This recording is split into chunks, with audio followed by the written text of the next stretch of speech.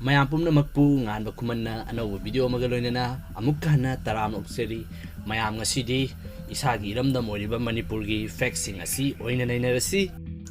22,327 square kilometer sauba lamdam masida kari Angakpa amasung kari leiri haibadu mayam punna amuk midyang tabinarasi channel asibu nauna yengbirakpa miyoi hana yengbo oiragasu subscribe tawdibo oiragadi channel asibu subscribe tawbiramu subscribe tawrige matam maduda loina na bell icon du busu nambiramu ayhaki anauba video khudingmak adongi bafam yaruknabagi damaktani malemgi oiba amata ngairaba atauba national park floating national park asi Manipur khakda lei madudi Kaibul Lamjau national park ni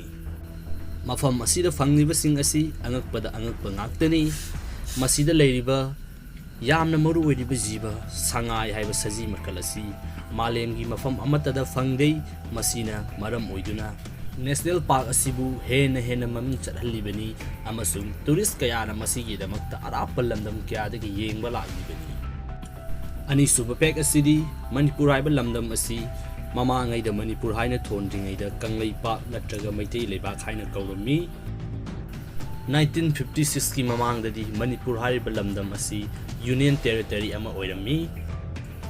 malemgi miyam singna khwaidagi pamnaba sanaba makal oiriba polo asi Manipur dagi haudorakhibani masi Manipur da sagol kangjei haina khangnei British na loilam sandokpa lakpa matamda Manipur dagi masana asi tamduna malem singba thungna makoina masana asi bu saktakhi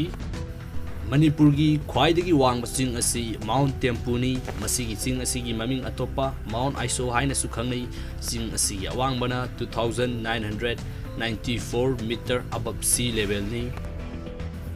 Sirui lili hairiba lei asi Manipur da khaktana tana malemgi atopa mafam amata da satei masina Manipur bu saktaklibani hairiba leirang asi 2,590 meter above sea level wangba siroi singthakta satli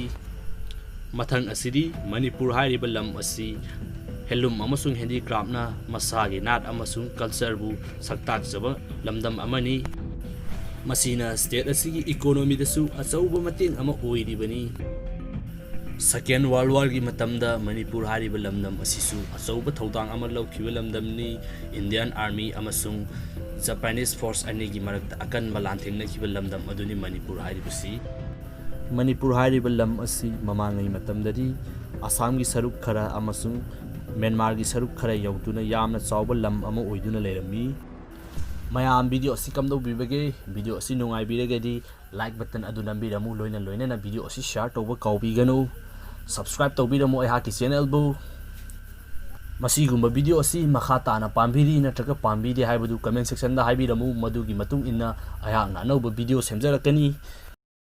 mayamna gaming video happy rakanu nungaite haibagi handaki video asidagi di ayakna gaming video lokthok sarabani anauba video asi kamdo bibage haibadu haibiramu mayamna